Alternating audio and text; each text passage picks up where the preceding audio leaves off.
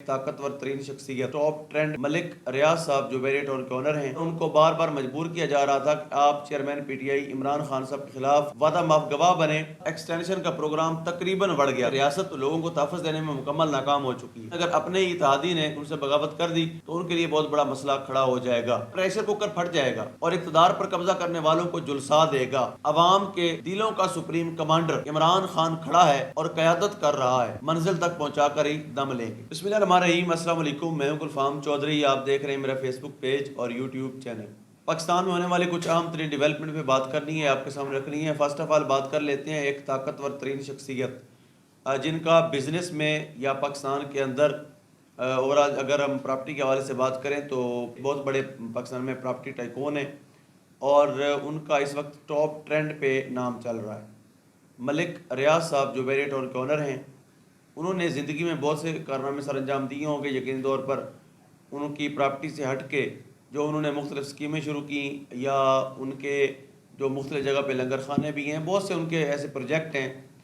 جن پر بات کی جا سکتی ہے، لیکن کسی پروجیکٹ کی وجہ سے وہ ٹاپ ٹرینڈ پہ نہیں آئے۔ اچانک کیا ہوا کہ وہ ٹاپ ٹرینڈ پر آ گئے ہیں؟ تو اس کی سب سے بڑی وجہ یہ ہے کہ ان کو پچھلے ایک سال سے بلیک میل کیا جا رہا تھا اور ان کو بار بار مجبور کیا جا رہا تھا کہ آپ chairman P T I Imran Khan صاحب کے خلاف وعدہ ماف گواہ بنے اور خاص طور پر القادر ٹرسٹ کیس میں آپ کی گواہی اتنی باثر ہونی چاہیے کہ جو بانی پی ٹی آئی ہیں ان کو سزا سنائی جا سکے۔ لیکن ایٹ لیسٹ تنگ آ کر انہوں نے ایک ٹویٹ کیا اور انہوں نے کہا کہ میں پچھلے ایک سال سے یہ چیزیں برداشت کر رہا ہوں لیکن اس چیز پر قائل نہیں ہو رہا اور میں وعدہ ماف گواہ نہیں بنوں گا۔ یہ انہوں نے بڑا واضح طور پر کہا کہ مجھے استعمال کرنے کی کوشش کی جا رہی ہے، پچھلے ایک سال سے پریشر بلڈ کیا جا رہا ہے۔ اور ان کے علاوہ بھی یہ یاد رہے کہ جب بانی P T I per case بنے تھے تو سب سے پہلے ان کے مخالفین نے جو کیس بنایا تھا وہ القادر ٹرسٹ کا تھا اور ان کو اس بات پہ بلیو تھا کہ شاید ملک صاحب ہمارے ساتھ تعاون کریں گے اور ہم ان کو خان صاحب کو پھنسانے میں اور سزا تک پہنچانے میں معاملہ کامیاب ہو جائیں گے، لیکن وہ کامیاب نہیں ہو سکے تھے۔ سب سے بڑی وجہ ملک ریاض کا انکار تھا، تو اب تک وہ انکار پر قائم ہے۔ اب دیکھتے ہیں کہ آگے کیا ہوتا ہے۔ اس کے بعد قاضی صاحب کی ایکسٹینشن جو بڑے دنوں سے اس پر بحث ہو رہی تھی اور قاضی صاحب کا بھی دل تھا یقینی طور پر، اس لیے انہوں نے اس پر کوئی کمنٹ نہیں کیا۔ یعنی وہ انسان جس کے بارے میں کسی اخبار کے اوپر یا ٹی وی پر ایک ٹکر چل جائے یا اخبار پر ایک سرخی لگ جائے تو اگلے دن وہ عدالت میں آ کر اس پر گواہی دے دے اور واضح طور پر کچھ کمنٹس کر دے کہ میں یہ نہیں کر رہا، یہ میرے خلاف یہ پراپوگنڈا ہے، وہ اسٹیٹمنٹ دینے والا بندہ اتنا عرصہ اس معاملے پر خاموش کیوں رہا؟ کیونکہ اس کو انتظار تھا کہ شاید حکومت کے نمبر پورے ہو جائیں اور 2 تاریخ اکثریت دلوانے میں ان کو وہ کامیاب ہو جائیں یا ان کے سہولت کار اس چیز میں کامیاب ہو جائیں تو ایکسٹینشن مل جائے گی۔ لیکن جب وہ نمبر پورے نہیں ہوئے اور سنی اتحاد کونسل کو ایک پارٹی کی حیثیت ملی اور ان کو ریزرو سیٹیں ملنے کے حوالے سے جو گراؤنڈ تھا وہ بن گیا، تب جو ایکسٹینشن پروگرام تھا، جب مخصوص نشستیں واپس ہو گئیں اور اب تک پی ٹی آئی کو نہیں دی گئی لیکن کم از کم ان کے نوٹیفیکیشن ہوئے تھے پہلے، وہ قلعدم قرار دے دیے گئے، تو اس کے بعد ایکسٹینشن کا پروگرام تقریباً بڑھ گیا تھا۔ اب جو پاکستان پیپلز پارٹی کا ریئیکشن آیا ہے، خورشید شاہ صاحب کا سٹیٹمنٹ ہے، انہوں نے کہا ہے کہ جو قاضی صاحب ہیں ان کو وقت پر ہی اپنا جو عہدہ ہے وہ چھوڑ دینا چاہیے، جب ان کی سروس پوری ہوگی تو ان کو گھر چلے جانا چاہیے، اور اگر ان کو ایکسٹینشن دی گئی تو پیپلز پارٹی مخالفت کرے گی۔ تو اب سوچ سکتے ہیں کہ اگر مسلم لیگ نون اس پر کوشش کرتی بھی ہے تو پیپلز پارٹی نے اگر سپورٹ نہ کی تو مسلم لیگ نون اوورال ویسے بھی ایکسٹینشن نہیں دے سکتی، لیکن اگر اپنے ہی اتحادی نے ان سے بغاوت کر دی تو ان کے لیے بہت بڑا مسئلہ کھڑا ہو جائے گا۔ اس کے بعد ایک عام ترین کیس لاپتہ افراد کے حوالے سے زیر سماعت ہے اور اس کے اوپر جو ڈیولپمنٹ ہوئی، اٹارنی جنرل پاکستان نے لاپتہ افراد کیس میں عدالت کو تمام افراد کی واپسی کی یقین دہانی کروا دی ہے، تو یہ بڑی اچھی بات ہے۔ اس کے اوپر ہم نے دیکھا جسٹس محسن اختر کیانی جنہوں نے بڑے کھل کر ریمارکس دیے، آئی ایس آئی پر بھی، آئی بی پر بھی، ایم آئی پی پر بھی، اور جو سیکٹر کمانڈر جن کو زمین پر پاکستان کے اندر زمین پر خدا بنا کر پیش کیا جاتا ہے اور جب ان کا نام آ جاتا ہے تو عدالتیں بھی وہاں پر کام جاتی ہیں اور ان سے سوال نہیں کرتی، ان کے معاملے پر بھی جسٹس محسن اختر کیانی نے بڑے واضح ریمارکس دیے اور جو 4 صفحات پر مشتمل ایک تحریری حکم نامہ ہے جس میں لاپتہ افراد کی بازیابی کے لیے اٹارنی جنرل کی جانب سے دی گئی انڈر ٹیکنگ کو حکم نامے کا حصہ بنایا گیا ہے، اور عدالتی حکم کے مطابق اٹارنی جنرل نے انڈر ٹیکنگ میں کہا کہ ہر فرد جو لاپتہ ہے وہ اپنی فیملی کے پاس ضرور آئے گا، اور یقینی طور پر یہ دکھ بہت بڑا ہے۔ میں ذاتی طور پر اس چیز کو دکھ محسوس نہیں کرتا تھا ماضی میں، مجھے نہیں اندازہ تھا کہ جو لاپتہ افراد کا معاملہ ہے وہ کیسے ہوتا ہے، لیکن جب عمران ریاض خان صاحب کو لاپتہ کیا گیا اور اس چیز کو ہم نے پرسو کیا اور اس کیس میں ہم نے جاتے رہے، دیکھتے رہے کہ بیسیکلی یہ لاپتہ افراد والا کیس ہوتا کیا ہے، تو تب ہمیں سمجھ میں آئی اور اس تکلیف کو ہم نے پہلی بار محسوس کیا۔ اس کے بعد اگر بلوچستان کے لاپتہ افراد ہوں یا